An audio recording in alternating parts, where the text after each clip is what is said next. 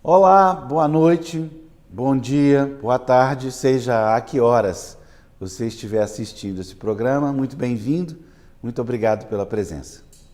Esta é uma atividade do 9º Festival Literário de Araxá, um patrocínio da CBMM com o apoio do Itaú, que vai acontecer de 18 de outubro a 1º de novembro de 2020, aqui em Araxá. Nós temos um grupo de pessoas homenageadas e patronos. Os dois patronos são Clarice Lispector e João Cabral de Melo Neto, que completariam, se vivos, 100 anos, José Eduardo Agualusa e a queridíssima, uma pessoa admiradíssima por mim e por todos, Conceição Evaristo. Conceição, muito obrigado pela sua presença conosco. Eu que agradeço, Afonso, pela deferência do convite, pela acolhida. Agradeço todo o público de Araxá, que ano passado, quando nós estivemos aí, foi uma recepção calorosa. Eu comecei a me sentir homenageada desde o ano passado. E muita gente pediu para que você fosse homenageada. Isso é muito importante dizer também, que a escolha não foi só minha e dos curadores, que é a professora Heloísa Starling, que você conhece bem, e o Conheço, Sérgio conheço. Abranches. Então, foi uma escolha também pública. Por isso, a gente agradece, viu? Muito obrigado. Nada. E eu agradeço muito também pelo fato de ser Minas, né? E isso é muito significativo para mim também. Como mineira e tanto tempo fora de Minas Gerais, né? Fora de Belo Horizonte. É por Então, é isso que eu muito bom. vou atacar agora as suas memórias, puxando pela sua memória, tentando aí contar um pouquinho da sua infância em Belo Horizonte, do Barão do Rio Branco. Conta um pouco pra gente como é que foi esse seu primeiro contato com livro, leitura, papel, caneta, lá no Barão do Rio Branco. É, Grupo Escolar Barão do Rio Branco, antes eu tenho a memória do Jardim de Infância Bueno Brandão, né? Você Que é aquele tem a jardim, memória do Bueno Brandão o também? Bueno Brandão. Eu Você tinha fiz o quê? também 5 anos, 6 anos? naquela época falava o Jardim de Infância, não só eu, como todos os meus irmãos, 9 irmãos, todos nós passamos pelo Bueno Pelo Brandão. Bueno Brandão. Bueno Brandão. E a minha mãe, interessante que a minha mãe é uma mulher que de pouca escolarização. Minha mãe não deve ter frequentado nenhum ano de escola, mas minha mãe dava uma importância muito grande à leitura, a estudos. Da mesma forma que eu fui criada, que eu falo sempre, né, eu não nasci rodeada de livros, eu nasci rodeada de palavras.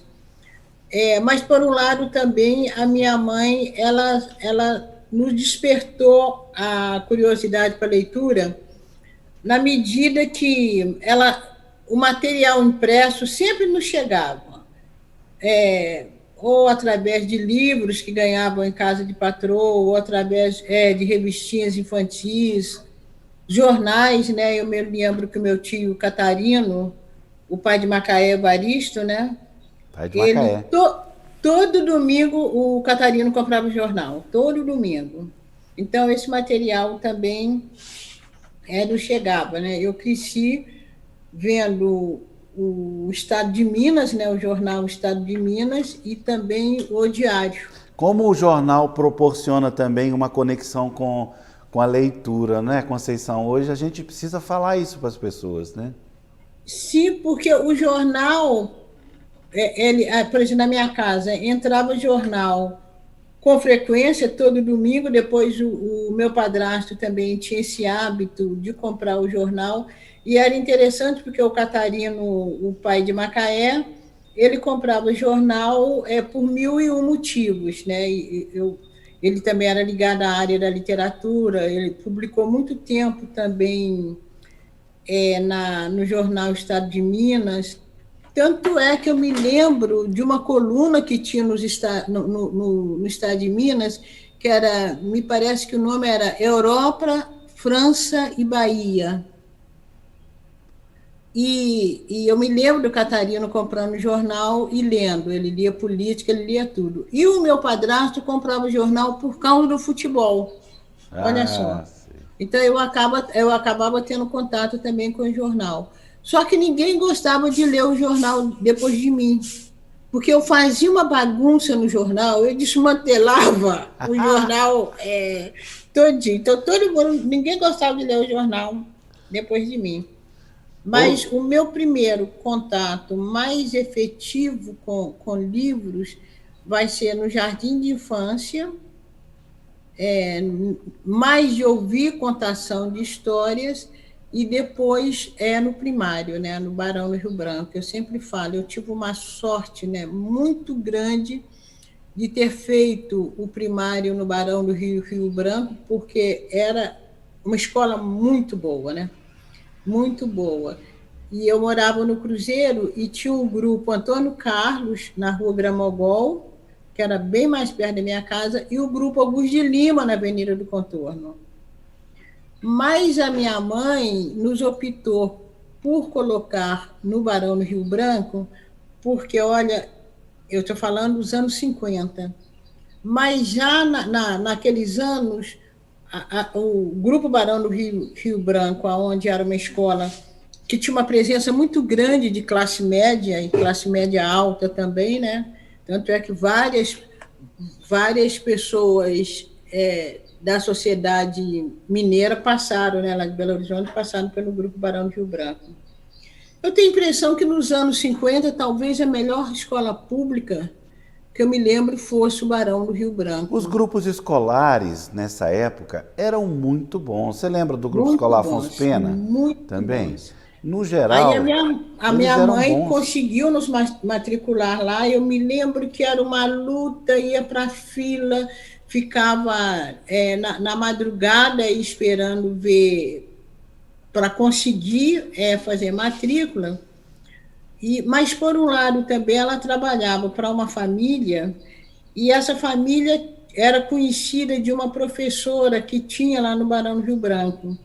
Essa professora ela era responsável pela caixa escolar e qualquer coisa assim.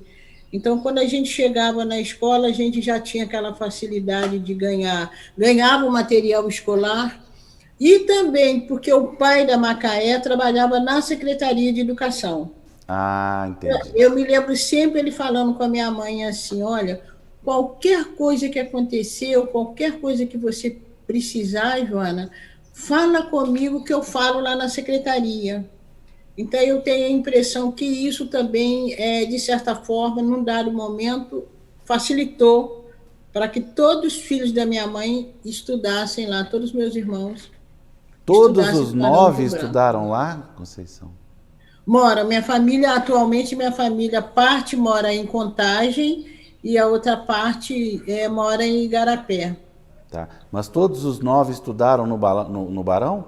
Todos nove estudaram no Barão do Rio Branco, só teve me parece que os meus dois últimos irmãos já terminam fora do Barão do Rio Branco, porque Entendi. aí houve o processo de desfavelamento e a gente E as suas sai de lá do lembranças? Cruzeiro, né? E vai para Contagem. Não, parece que num dado momento, antes mesmo da gente sair, teve um dos meus irmãos que terminou já o primário numa escola que tinha, você sobe a Avenida do Contorno, Sei, quase chegando ali naquela área da Catedral, da Rua Albita, sei. tinha uma escola ali, que eu esqueci o nome. Me parece que dois deles, ou caçula talvez, já termina ali. Começou no Barão do Rio Branco, depois não sei E porquê. você tem a lembrança de algum livro em específico? Tenho. Eu me lembro, primeiro os livros de Lúcia Casasanta, né? Porque a gente estudava. Professora É, na da, época, né? é isso, da primeira à quarta série a gente estudava com as mais belas histórias de Lúcia Casasanta. E também tinha o seguinte, como a casa da Dona Lúcia, que aliás era uma casa muito bonita, era muito próxima à favela, então ela nos conhecia, não sei como ela nos conhecia, não sei se a minha mãe prestava algum serviço para ela, porque eu me lembro de eu frequentando a casa de Dona Lúcia Casasanta, indo lá, menina ainda, toda a vida eu fui muito atirada, eu ia lá fazer limpeza ou ajudar em alguma coisa, isso eu me lembro. E aí, todo ano, a dona Lúcia dava para a gente os livros.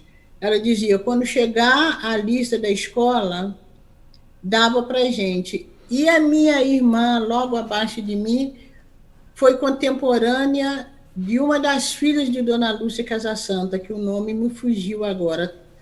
Me parece que é uma das caçulas. Sei. E um dos filhos de Lúcia Casasanta vivia lá na favela jogando futebol com o pessoal. Acho que era Mauro, que ele chamava, ou chama, uma coisa assim. E aí, através de Lúcia Casasanta, aí o livro específico que eu me lembro muito é Essas Mais Belas Histórias. A gente fazia também a primeira comunhão na escola. Então, da primeira à quarta série, a gente estudava o livro de Padre Álvaro Negromonte. Catequese. Catequese, era de primeira à quarta série, a gente estudava. Me lembro muito de Contos Pátrios, como a gente lia, né? Nossa, isso que eu estava falando. Gente, eu me lembro de eu lendo poesia de Cecília Meirelles. E Romanceiro da Inconfidência, que a primeira vez que eu li quando criança eu não entendi nada. Talvez esse não, mas eu me lembro de poesia de Cecília Meirelles, me lembro lendo poesia de Olavo Bilac, e me lembro sempre que às vezes quando eu entro lá no grupo Literatura e Liberdade, eu vejo Guimarães, eu me lembro, era uma espécie de álbum, que o nome era João Bolinha, e tinha um boneco desenhado na capa. João Bolinha? Hã? João Bolinha? Acho que era João Bolinha, ou tinha essa história, tinha um boneco desenhado na capa. Era um almanaque que eu não sei se era do Afonso Guimarães. Eu acho que era Afonso Guimarães, era um almanaque grande, grande. E eu tive algum daqueles almanaques, como me lembro do almanaque Tico-Tico. Esse eu não lembro. Tico-Tico. Tive o almanaque Tico-Tico também. E às vezes eu fico me perguntando como esses livros chegavam na minha mão, porque eu não sei como, porque não eram, com certeza, não eram comprados. Sem dúvida. Eu devia ganhar. Eu acho que a escola dava também alguma coisa, não? Será que a escola dava? Eu acho, essa época eu lembro que pelo menos no meu grupo sempre davam livros. Você estudou aonde? Afonso Pena. Afonso Pena, o Grupo grupo Escolar Afonso Pena, ali descendo ali João Pinheiro. perto da Praça da Liberdade, como chama aquela avenida? Isso. É o grupo mais antigo de Belo Horizonte. Ali estudou Fernando Sabino, Otlara Rezende, Hélio Pellegrino e tantos outros, até bem anteriores ali. Eu tive a minha experiência no grupo escolar, foi uma experiência que me constituiu. Por quê? Porque a gente vivia, primeiro que, coisa que não existe hoje, a gente vivia tudo misturado, né? Tinha amarelo, verde escuro, branco, preto, tinha de tudo. E não tinha nenhuma, digamos, reação. Eu não me lembro de nenhuma reação de maltratamento ou bom tratamento entre as crianças. Ao contrário, eu que era apaixonado com futebol, onde tinha uma bola, eu estava atrás. Podia ter gafanhoto jogando, que eu estava jogando bola com as pessoas, entendeu? Então, não sei se você teve esse tipo de sentimento na época do Barão. Como é que foi? Olha, Afonso, eu me lembro que uma vez eu li uma crônica de Frei Beto. Eu não sei se eu já tive oportunidade, eu já falei com ele, eu sempre quero falar, conversar um pouco com ele sobre essa crônica. Foi numa época do cinquentenário, não sei se era cinquentenário, era uma data importante no Barão do Rio Branco. E o Frei Beto escreveu uma crônica falando do Barão do Rio Branco, né? E eu fui ler na crônica, a impressão que eu tive é que ele não falava de uma escola que eu conhecia. Eu só sabia que era a mesma escola porque, inclusive, ele falava do seu José, que era o servente da escola. E uma coisa que chamava a atenção da gente do seu José na época é que ele estava limpo, às vezes festa da escola, seu José estava de terno, mas sempre descalço. Ele não calçava. Não sei se Frei Beto lembra disso. Sempre descalço. E ele já era um senhor naquela época, seu José já era um senhor, seu José talvez tivesse seus 60 anos, eu era menina, né?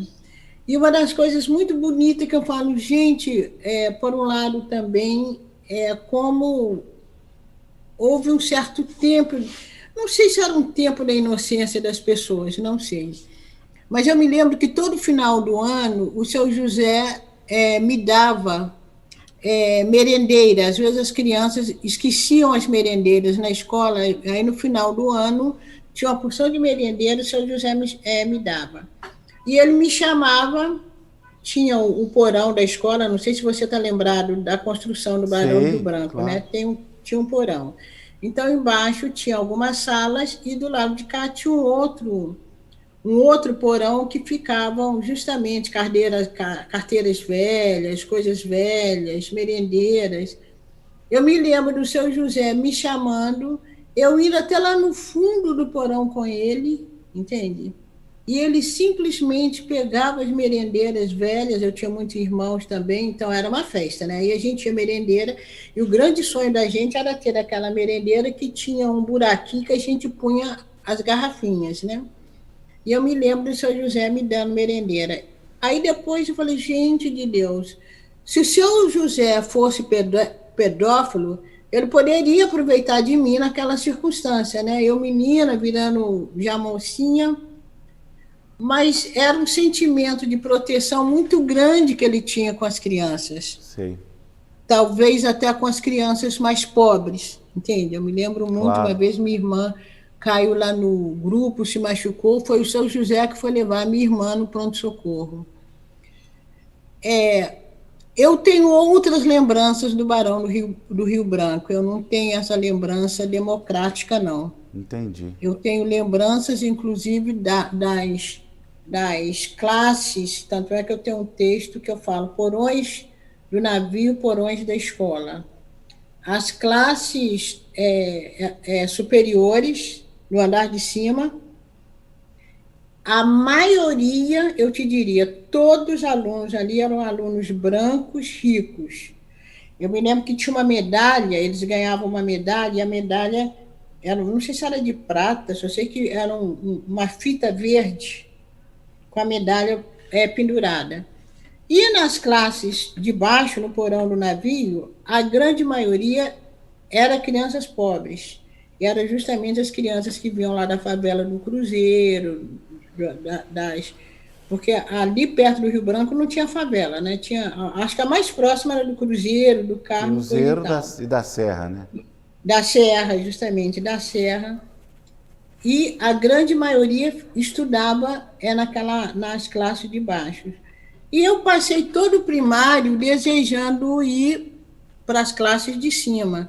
Aí chegou um momento, na quarta série, eu fui muito bem aprovada, então eu fui para o andar superior. Eu me fiz, né? Me achei. Me achou. Se achou, me né? Me achei. E uma coisa que eu descobri também, quando eu fui para a segunda série, eu já lia, mas eu tinha o que se chamava hoje dislalia. O que é então isso? me perguntavam assim, como é que você chama? Eu dizia, Malida Conchechão. Ah, entendi. Tá? Um E aí tinha uma presa. leitura, que a leitura era assim, Pituxinha fugiu da caixinha. Eu lia, Pitucinha fugiu da caixinha. Eu me lembro da professora, não vou citar o nome, eu me lembro da professora, gritava comigo, falava, Conceição, lê direito! E eu lia, Pitucinha fugiu da caixinha. Me lembro que uma vez ela puxou minha orelha, porque naquele tempo ainda era permitido isso, né? Ela puxou minha orelha. Nem fala, Conceição. Eu tenho uma história que você vai cair para trás. Hã? Eu tenho uma história que você vai cair para trás, uma professora que puxou minha orelha. Puxou minha orelha também? Nó! Dói até hoje. Dói até hoje, né? Dói até hoje, justamente. Aí ela puxou minha orelha, eu quero saber essa história, puxou minha orelha e berrava comigo, leia direito! E eu lia. Pitucinha fugiu da caixinha. E já no ano anterior, eu tinha já essa dificuldade de fala. Eu tenho a impressão, Afonso, que eu estava alfabetizada. Entendi. Mas eu fui reprovada porque eu tinha dislalia. Agora você vê que ignorância que era na época também, né? Não, aí, se você for olhar esse aspecto do comportamento da relação professor-aluno, é uma loucura, porque era permitido bater. Era Eu permitido cansei bater, de tomar justamente. cocão na cabeça. Cocão era toda hora, porque eu era também uma praga. Era. Agora, Gente, uma vez a pessoa... gente, se um professor fizer isso hoje, Nossa. aí eu me lembro que eu fui... E reguada? Você tomou reguada? Aí eu cheguei em casa... Reguada toda hora, régua. Régua, justamente. E não contando que xingava mesmo, né? Aí eu cheguei em casa, contei para minha mãe, eu me lembro que a minha mãe, a gente morava lá no Cruzeiro, a minha mãe, na hora, pegou a minha mão e nós fomos à casa da diretora. O nome da diretora eu posso falar, que ela até nos atendeu muito bem. Era a dona Efigênia Bering. Sim. Nós fomos à casa dela e a minha mãe falou, amanhã eu vou falar com meu irmão, ele trabalha na Secretaria de Educação, vocês vão ver o que vai acontecer. Não aconteceu nada, ficou... Mas você foi reprovada, mesmo, né? Conceição? Hã? Você foi reprovada? Da primeira para a segunda série, eu fui reprovada. Ah, entendi. Tá? E eu tenho a impressão que eu já lia, mas era justamente por causa dessa dificuldade que eu tinha de pronúncia, não era de entendimento de texto nem nada. Aí, na primeira série, eu peguei essa professora, na primeira série já reprovada, que me mandava ler e eu lia Pitucinha fugiu da caixinha. Agora, tive ótimos professores também, ótimos professores. Uma professora que eu sempre quis retomar o contato com ela, nunca consegui. Ela era escritora também, você deve ter conhecido. Quem? Luzia Machado Brandão. Ela escrevia histórias infantis. De nome eu conheci. Ela era professora de biblioteca. Sim. Ela foi muito importante na minha formação de leitura. Será que ela é viva, Conceição? Acho que não, né? Eu acho que talvez... Bom, se ela fosse viva, ela deveria regular a idade com a minha mãe, 97 anos, era mais ou menos assim. Né? E minha família também foi lavadeira da dona Luzia. Então, a dona Luzia também me acompanhava lá no Barão do Rio Branco. Tanto é que, quando eu terminei o primário, que eu ganhei o meu primeiro prêmio de literatura, né, que eu ainda escrevo isso no meu... que foi um livrinho que eu ganhei, um missal. A dona Luzia, que era a professora de biblioteca, e os professores não queriam, alguns professores não queriam, porque eu fiquei um dado momento na escola conhecida como aquela menina que protestava. Entendi. Eu perguntava mesmo, eu dizia, eu vou contar para minha mãe. A minha mãe ia lá na escola saber o que tinha acontecido, entende? Aí a dona Luzia falou, bom, se o prêmio não for para essa aluna, então esse ano não vai ter o prêmio de literatura. Aí eu me lembro, no diploma, no entrega do diploma, eu me lembro, acho que os 2 momentos mais bonitos da festa foi o momento que uma menina, Noêmia, não esqueci o nome dela até hoje, regeu o hino nacional. Ela estava com o braço quebrado, uns dias antes ela quebrou o braço, ela regeu o hino nacional, e depois eu levanto, aí eu fico vendo, eu muito magrinha, miudinha, né? Eu levanto e vou ao palco e leio a redação, Por que me orgulho de ser brasileira? Que legal. É um momento de um fanismo muito grande, né? Agora, eu tenho que te contar, Conceição, o FLI Araxá, desde a primeira edição, tem um concurso de redação também. E ele vem crescendo. No começo eram 200 alunos, e essa edição que você foi, eram quase 5.000 alunos. E a importância de uma pessoa ganhar um prêmio de literatura numa idade dessa é de quase ser fator de orientação de vida, como foi no seu caso. Foi. E eu vi a menininha que ganhou Você viu? na FLI Araxá. Ariana. uma menina da zona rural, né? Que por sinal ela está participando do FLI Araxá desde então, a gente está sempre com ela, né? A Ariana ela mora na zona rural, enfim.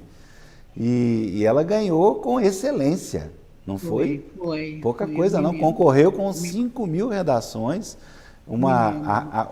Os jurados são muitas pessoas, então ninguém conhece ninguém, né? Ganhou pelo seu texto e pronto, ponto final, né? Fiquei muito feliz, muito feliz. Agora deixa eu te contar o caso. Aí a professora puxou minha orelha. Eu devia estar fazendo alguma coisa. Aliás, eu estava sempre fazendo alguma coisa errada. Eu não era o que se poderia dizer de um exemplar, não. Mas ela puxou com tanta força que ela me subiu. Você imagina uma criança sendo subida pela orelha. Aí, quando eu subi, involuntariamente, eu dei um chute na canela dela para ficar livre daquilo, que estava doendo muito. Aí a moça caiu, chamou meu pai, minha mãe, fui para a diretoria. Na hora que meu pai chegou lá, naturalmente, doido para me dar um cocão também, né? Isso. Aí eu falei com ele, ó, eu dei um chute nela porque a moça quase arrancou minha orelha. Aí o meu pai olhou para a diretora e falou o seguinte: ou meu filho volta para a aula agora e essa professora leva uma advertência, ou eu vou sair daqui para a delegacia de polícia. O que vocês preferem? Nossa! Acabou, inclusive depois disso, acabou o castigo no Grupo Escolar Afonso Pena, que era muito, muito, muito comum professores baterem em alunos. Era como se organizava a escola. Régua, puxão, cocão. Que é um absurdo, né? Você pensa bem? É um absurdo. Era uma coisa, era muito... Naquela época, né? Mesmo naquela época, estou falando do final da década de 60, mesmo naquela época já era um absurdo bater em criança, né? Tinha ali uma mentalidade, mas era um absurdo, né? Mas vamos prosseguir, senão a gente vai... Nós temos tempo, daqui a pouco acaba, tem muita coisa para perguntar. Eu queria depois que você falasse, né, da sua saída de Belo Horizonte para o Rio de Janeiro, como é que foi essa fase nova da sua vida, na qual você se constituiu, porque eu gosto de dizer sempre, você se formou lá, naquele grupo, e depois você foi se constituir, não é isso? Sim, então, eu fiz o primário, como eu te falei, o Jardim de Infância Bento Brandão, o primário no Barão de Rio Branco. O meu segundo grau é que foi passei por várias escolas pelo seguinte: você se lembra que quando a gente terminava o primário naquela época, a gente fazia o curso, a gente fazia um concurso e tinha de fazer o curso de admissão. Você se lembra disso? Admissão. Acho que só nós dois que sabemos disso, mas ninguém. E esse curso de admissão, determinadas escolas ofereciam de graça durante 3 meses, escolas particulares, você fazia, se passava, você entrava para aquela escola, mas pagava o curso. Aí, quando eu saí, um padrinho meu falou, vai fazer no colégio Lúcio dos Santos, não sei se você se lembra. Não, esse eu não lembro. Era bem ali perto do Rio Branco também, na Avenida Getúlio Vargas, um quarteirão abaixo. Sei. Do lado esquerdo, do lado de quem desce, antes de chegar na sorveteria São Domingos. Já virou prédio, virou um prédio lá, eu sei. Virou prédio. Aí eu fiz o curso de admissão ali, quando eu passei, nós tivemos a grata surpresa que era pago. Então eu passei para a primeira série e não fiz a primeira série. Um dia, eu encontrei com uma ex-colega de primário, e Aparecida, ela perguntou, você está estudando? Eu falei, não, porque eu não posso pagar o curso de admissão, coisa e tal. Ela falou, eu vou falar com a minha professora para ver se ela arruma vaga para você. Eu estou fazendo um curso particular. Você vê, menina, mocinha. Quem era a professora dela, Afonso? Nada menos que a Dona Ieda de Olabella. Ah, meu Deus do céu. Dona Ieda de Olabella, que aquele curso dela era famoso. Famoso. Dona Ieda de Olabella mandou me chamar me deu uma bolsa de estudo, né? Eu fazia o curso de admissão na sala. Dona Ieda tinha um número de carteiras iguais, eu me lembro que ela pôs um cavalete para mim, eu fiz o curso de admissão lá, e a minha alegria era o dia que faltava alguma aluna, que parece que era só meninas. Engraçado, não me lembro de meninos, não. Quando faltava alguma aluna, aí eu ia para a carteira de quem faltou, aí para mim era aquele dia de glória. Então eu fiz admissão ali. E passei para a primeira série para o CAP, que era o colégio da UFRJ ali na Rua da Bahia. Afonso, mas o nosso conhecimento era tão pouco que eu não sabia que antigamente o prédio ali do CAP era o Colégio Afonso Arinos. Então todo mundo perguntava onde eu estudava, eu dizia que era o Colégio Afonso Arinos. E quem nos deu indicação para a gente estudar lá, você deve ter conhecido também, foi Dona Etelvina Viana, que era diretora da Biblioteca Pública. Exatamente, foi muitos anos. Isso, que a minha tia tinha sido doméstica na casa dela, e Dona Etelvina levou a minha tia para trabalhar lá na biblioteca. E incentivou para que eu estudasse. Tá? Aí eu fiz a primeira série lá. Quando eu fui passar para a primeira série, eu fiquei reprovada. Fiquei reprovada em educação física, porque eu não gostava de fazer educação física, porque os meninos ficavam rindo de mim que a minha perna era preta. Olha, você vê que loucura! E eu me lembro que eu chegava em casa e falava com a minha mãe dizia, olha, mas você é preta, sua perna só pode ser preta. Então, uma das poucas coisas que você não tem como resolver isso, né? Não tinha solução. Mas naquela época a educação física reprovava, né? Aí eu me lembro que eu fiquei reprovada em educação física, minto, em matemática também, porque eu sempre fui um fracasso para matemática. Aí nós temos isso em comum. Sempre.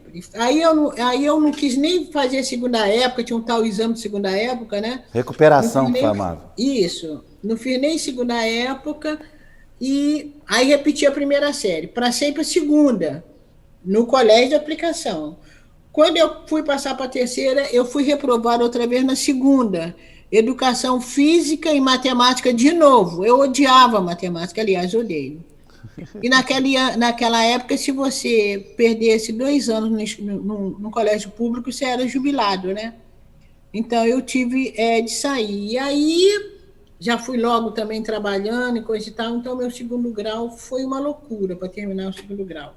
Depois ganhei uma bolsa, fui estudar no Colégio Nossa Senhora das Dores, no primeiro grau, aliás, Colégio Nossa Senhora das Dores. Depois eu terminei o meu ginásio no Colégio Assunção, que você deve ter conhecido. Claro. A Colégio Assunção eu ganho uma bolsa, fiquei muito conhecida em Belo Horizonte porque eu publiquei, numa redação, Dona Ione não sei o quê, Fonseca. Ione Fonseca. Tinha 2 irmãs, Ione e Ivone. Ione Fonseca publicou uma redação minha no Diário Católico. As irmãs do Colégio Assunção viram essa redação e me chamaram. O Colégio Assunção estava passando por um momento em que eles queriam jovens operárias para ter contato, naquele momento da Igreja da Libertação, Frei Boff, movimento social de igreja. Então, eu fui ali para o Colégio Assunção, terminei o meu ginásio ali. As irmãs do Colégio Assunção abrem um curso normal no Padre Eustáquio, aí me chamam, eu fui fazer o normal, começo a fazer o primeiro normal com elas. Vem a ditadura, Colégio Assunção fecha tudo, e aí elas conseguem matricular a gente no Colégio Padre Eustáquio. Aí eu fiz 1 ano no Colégio Padre Eustáquio, fiz o concurso de educação e fui fazer a segunda e terceira série do curso normal no colégio, no Instituto de Educação.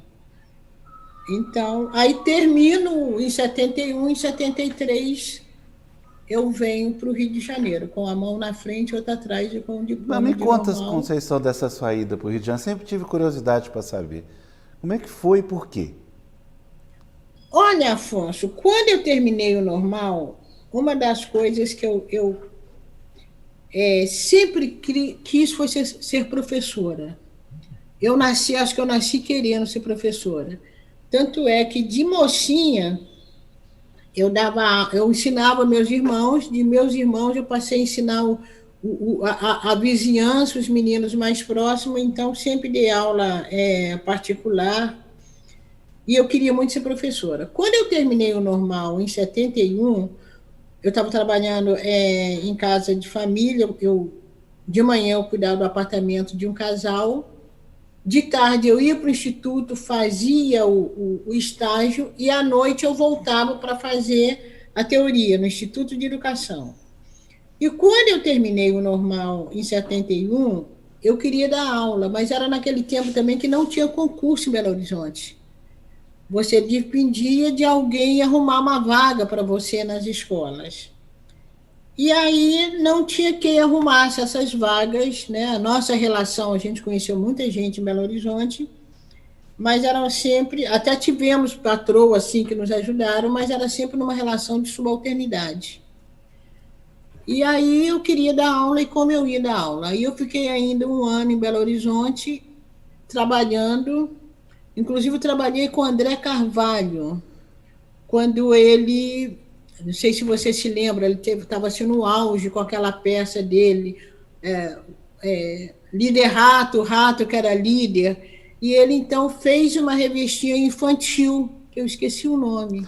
Ele já Aí tinha eu, editora Comunicação? Já, era né? editora Já Comunicação. tinha. Editora Ele publicou o Comunicação, que Vander Piroli. funcionava, Nessa acho que era até na época, Rua ele Espírito Santo. publicou o Menino e o Pinto do Menino, do Vander Piroli. Isso, Vários isso. livros. Conheci essa turma toda, só que naquele momento nem eu sabia, né, o que poderia acontecer na minha vida. Aí trabalhei uns meses com a Andréa Carvalho, vendendo aquelas revistas, continuei fazendo de vez em quando limpeza em casa de Ah, famílias, lembrei. dando aula. Liderato. O rato que era líder. Líder Rato, o rato que era líder, justamente. E aí, quando eu vi que em Belo Horizonte, não, e minha família num processo de mais pobreza ainda, que foi quando a favela do Cruzeiro começa a ser desmantelada, minha família vai para Contagem, a vida se torna mais difícil, porque até então minha família trabalhava no centro de Belo Horizonte. Era muito mais fácil, né? Aí minha família vai para Contagem. Eu estou no Festival de Inverno em Ouro Preto com um grupo de amigas. Fico conhecendo duas professoras daqui do Rio de Janeiro e que me falaram: olha, vai ter concurso no Rio de Janeiro. Aí, grupos amigos meus, não sei, uma pessoa que com certeza você deve conhecer também, Valdemar Eusébio, Ah, pai de Gabriela. amor da minha vida. Então, Eu amo Valdemar é aquele meu ser humano. irmão, né? Eu amo Valdemar é aquele ser meu humano. irmão. Valdemar, você está Naquela. ouvindo aí duas pessoas fazendo declaração de amor para você. Eu e a Conceição dizendo que te amam. Pronto.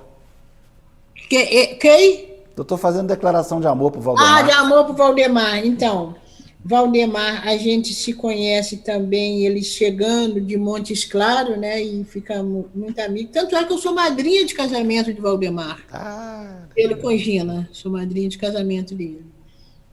E aí, um grupo todo, Valdemar, Geraldão,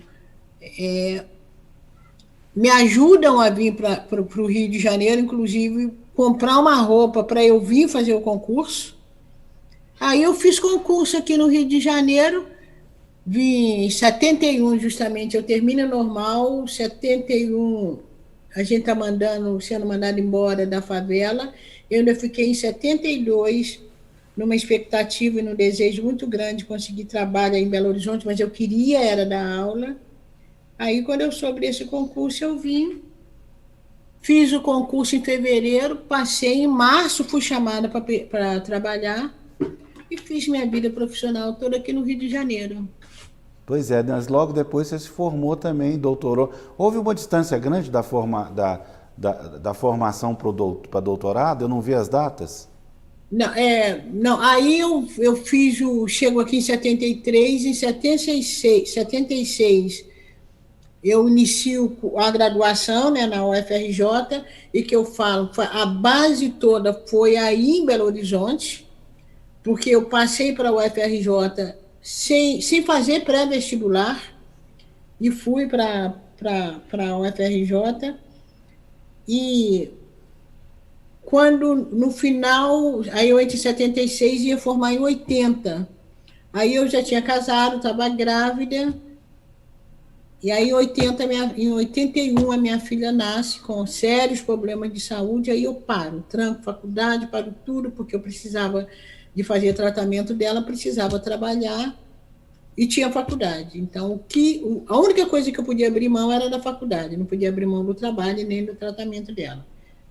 Então, fiquei mais de 10 anos fora da graduação, aí retornei, terminei a graduação. Aí a graduação,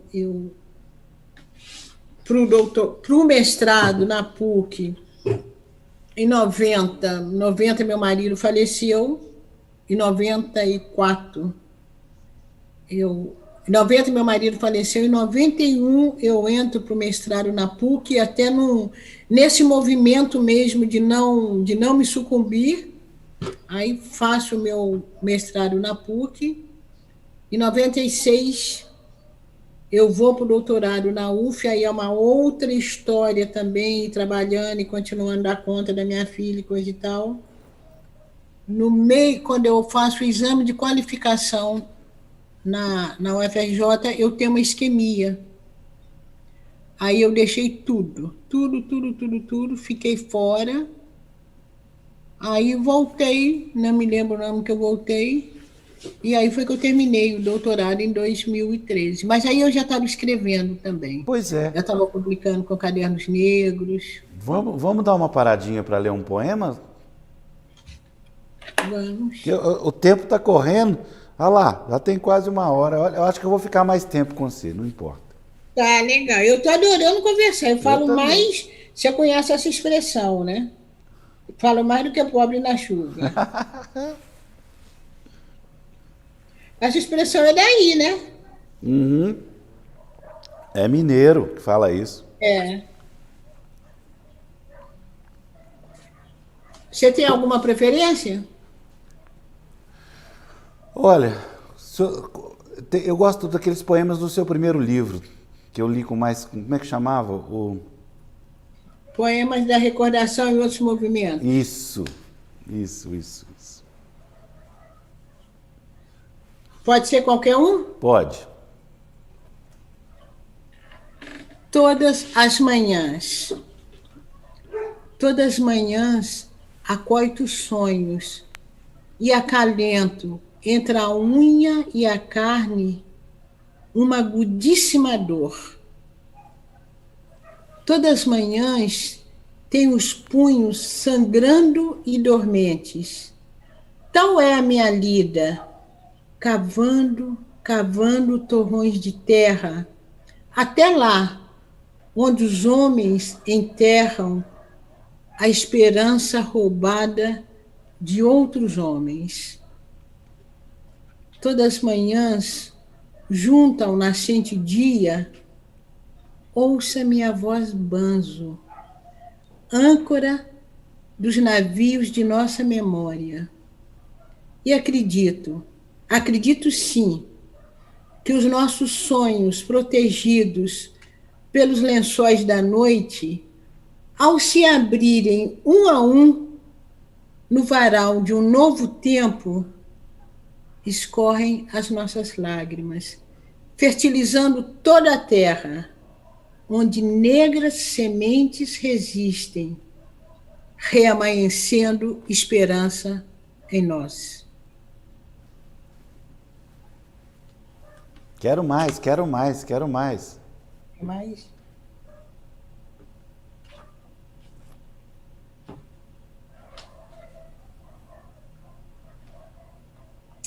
vou ler como é que fala? Uma prosa poética. Tá. O povo em procissão, carregado de fé, calma, em frente seguia mirando o andor do sagrado.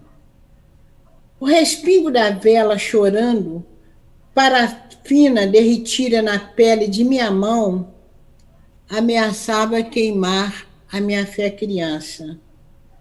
Eu seguia. Desde então aprendi que a queimação da pele é dor somente para quem tem uma rasa fé. Não, não posso abandonar o cortejo. O santo parece, às vezes, não ter pressa. Creio que ele gosta de ser acarinhado pela dor do povo e vai adiando o milagre. Entretanto, sou fiel. Até hoje espero e acredito no milagre da graça. Sigo o séquito. Ora vou murmurando, ora gritando, e em segredo até blasfemando. Ao santo digo, ele que nos carregue e que nos ampare, e que sem mais tardar se ponha a ouvir e atender às nossas necessitadas preces. Falando nisso, Conceição, me fala um pouco da sua espiritualidade. Ela é como a minha, misturada um bocado? Eu sou tão misturado, eu tenho tanta coisa nesse bojo que virou a espiritualidade da gente, né? Olha, misturadíssima, né? Eu falo, por exemplo, no cantinho da minha cama eu tenho um altar. Então você vai encontrar lá vela de 7º dia, 7 dias. Você vai encontrar Santa Rita de Cássia, que a minha mãe é fervorosa Santa Rita de Cássia, e nos passou isso. Você vai encontrar Imaculada Conceição, você vai encontrar Mamãe Oxum e Mamãe Iemanjá. Tá? Nasci e criei na religião católica, aí em Belo Horizonte, né? Mas aquela religião católica que Leda Martins, que você conhece também. Também, Leda. Leda Martins daí, né? Edmilson Pereira de Almeida. Grande poeta. Trabalham muito, né? Que é a Congada, vão chamar de catolicismo negro. Aqui, Helena Teodoro também vai chamar de catolicismo negro. Então, eu tenho essa marca da religião católica, uma religião católica vivida através das festas populares e da fé popular. E também é uma religião católica que a minha mãe mandava a gente, eu que era as mais velhas, uma das mais velhas, pegar o bebê para levar para benzer.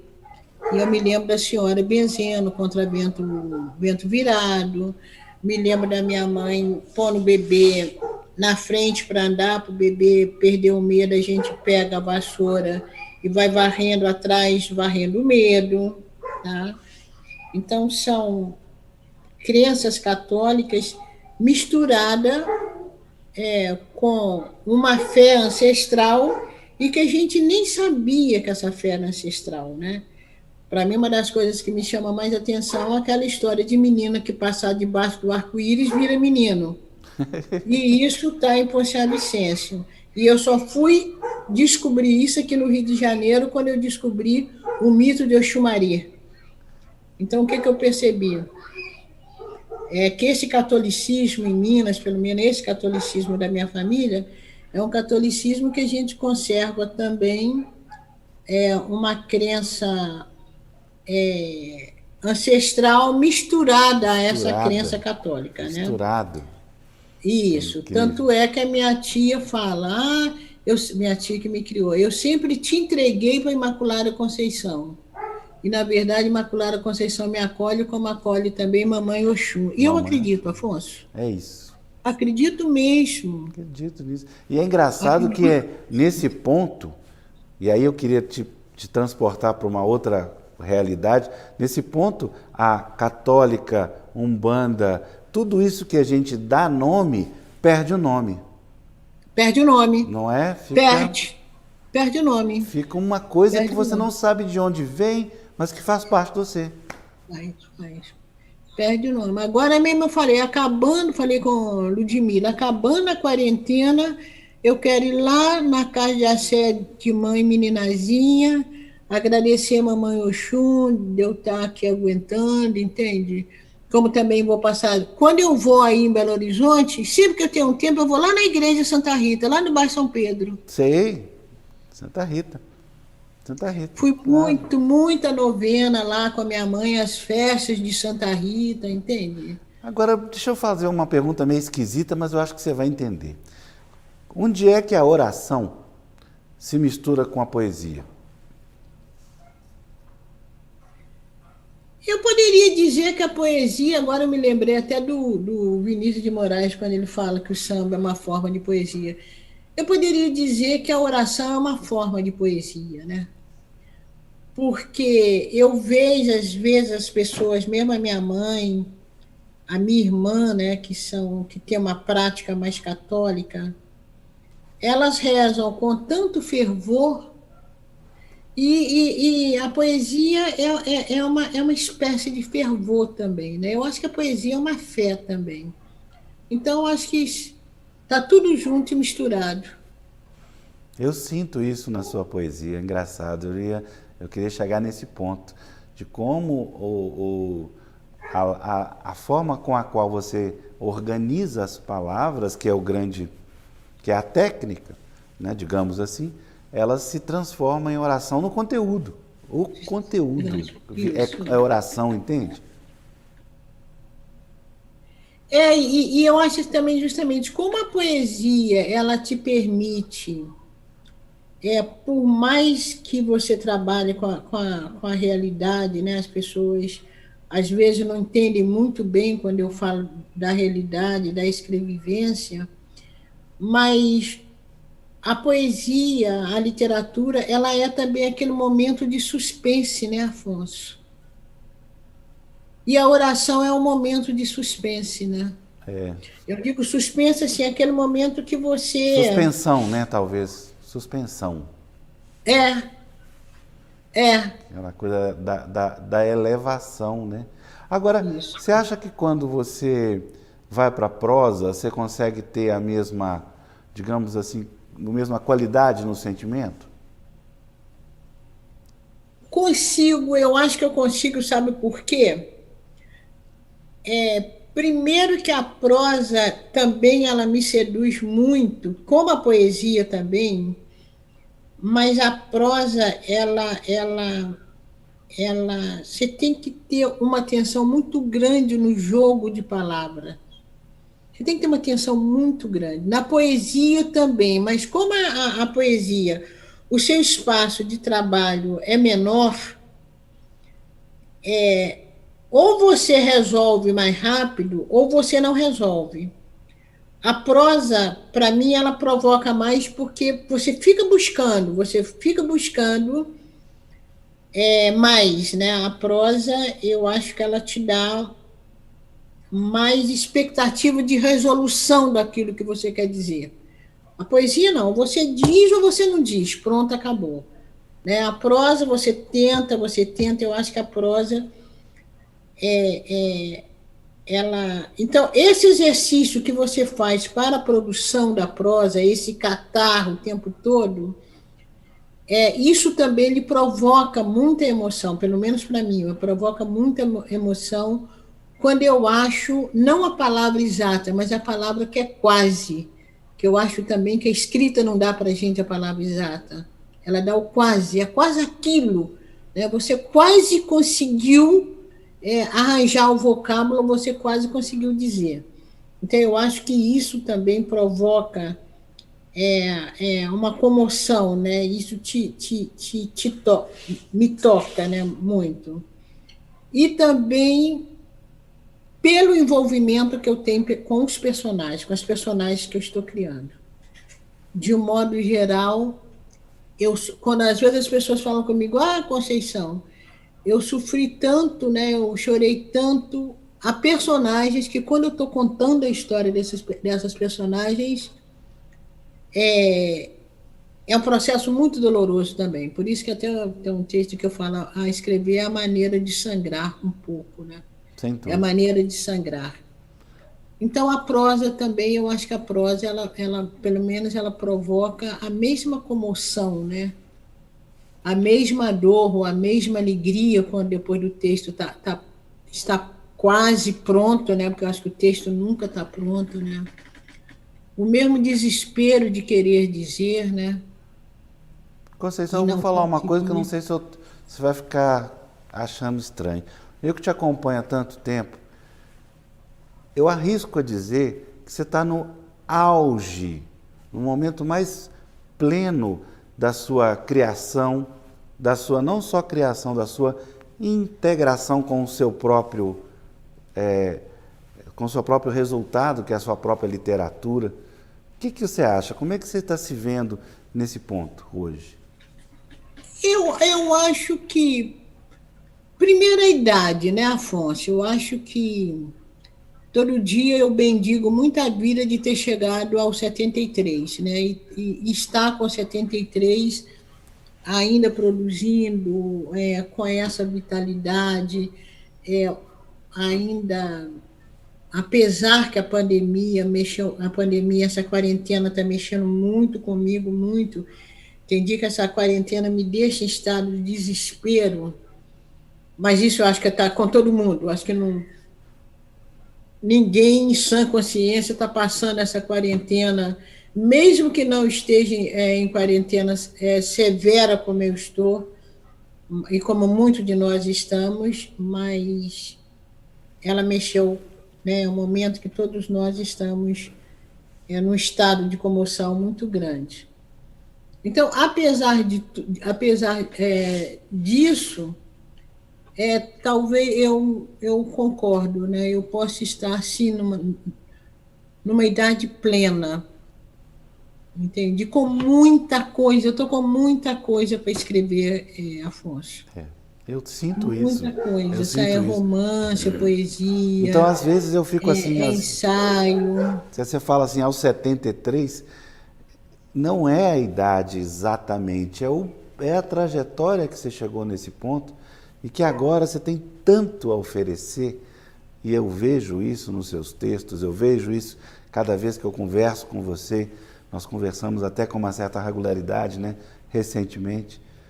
Então, assim, eu queria deixar essa palavra para você, que eu sinto que você está no melhor momento da sua vida, Conceição. Sim, estou sim, não tenho a menor dúvida disso. E como você fala, não é a idade, porque tem pessoa de 73 anos não está nessa fase, mas é justamente o que eu consegui fazer, né? O que eu ainda pretendo fazer, o que a vida me deu, o que eu já perdi da vida também, como hoje eu olho essas perdas, né? Para mim, uma das perdas mais dolorosas da vida foi justamente quando meu marido faleceu, né? Também o susto, né? Quando a minha filha, né, nasce com questão de saúde seríssima, né? A Iná tem 38 anos, a Iná é uma menina, né? Então, é como que tudo com o tempo também vai apaziguando. Agora, vai apaziguando também, porque eu te digo, eu tenho vocação para a felicidade. Tá? A minha família tem vocação para a felicidade. Eu acho que tem uma coisa aí de uma resistência, de uma resiliência. Eu acho que a gente tem a pulsão de vida. Eu acho que a pulsão de vida, se ela não existe, as pessoas podem não se matar, mas deixam de viver. Sem dúvida. Deixam de viver em vida. Não é? Em vida conseguem. Isso. Olha, Conceição, tenho que te agradecer esse papo maravilhoso que foi hoje para mim. Para mim, saio daqui mais revigorado, feliz e completo por essa nossa conversa. Espero que todas as pessoas que venham assistir esse nosso encontro também sintam O que eu estou sentindo? Uma pulsão de vida, como você falou. Uma vontade maior de fazer as coisas. Isso é importante nessa pandemia também. Poxa, é isso que nos salva, né? Apesar de tudo, é a gente insistir, né? Que bom, Afonso, eu também lhe agradeço. É sempre bom, né, estar em Minas, falar de Minas. São muitas lembranças, né? São muitas vivências. Hoje eu tenho mais tempo fora do fora de Minas Gerais. Eu tenho mais tempo de Rio de Janeiro do que em Minas. Mas a fonte, né, aonde você bebeu a primeira água, aonde meu umbigo está enterrado, literalmente enterrado, é em Minas Gerais. Então, não há como Minas sair de mim, né? Minas não sai de mim. Que bom. Não sai. Que bom. Conceição, muitíssimo obrigado. Muitíssimo obrigado por ter aceito o nosso convite de ser a autora homenageada do FLI Araxá. E, se não puder ser presencialmente, a gente vai se encontrar por aqui de novo entre 28 de outubro e 1º de novembro, onde você será a autora homenageada do FLI Araxá. Muito obrigado. Tá, eu esqueci, mas fica então para o próximo conto, para eu ler a poesia Mineiridade. Não, então lê, dá tempo. Ainda dá tempo? Imagina. Mineiridade. Deixa eu olhar aqui. Esse programa é editado? É. Não pode falar, não podia falar que é, não, mas é. Tá. Então deixa eu só. Não, porque eu ainda estou procurando aqui. Pode procurar com calma. Mineiridade. Meu Deus, cadê minha mineiridade?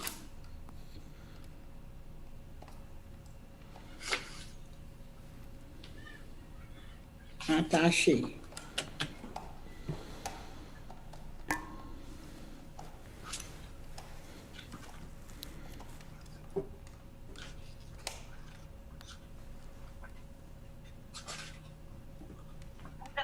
Página 98, tá achou? Achei. Achou? Mineiridade. Quando chego de Minas, trago sempre à boca um gosto de terra. Chego aqui com o coração fechado, um trem esquisito no peito. Meus olhos chegam divagando saudades, meus pensamentos cheios de uai. E essa cidade aqui me machuca, me deixa maciça, cimento e sem jeito. Chegando de Minas, trago sempre nos bolsos queijos, quiabos babentos da calma mineira. É duro, é triste ficar aqui com tanta mineiridade no peito. Obrigado, Conceição. Muito obrigado. Até a próxima. E vai ser breve. Até a próxima, Afonso. Eu que agradeço.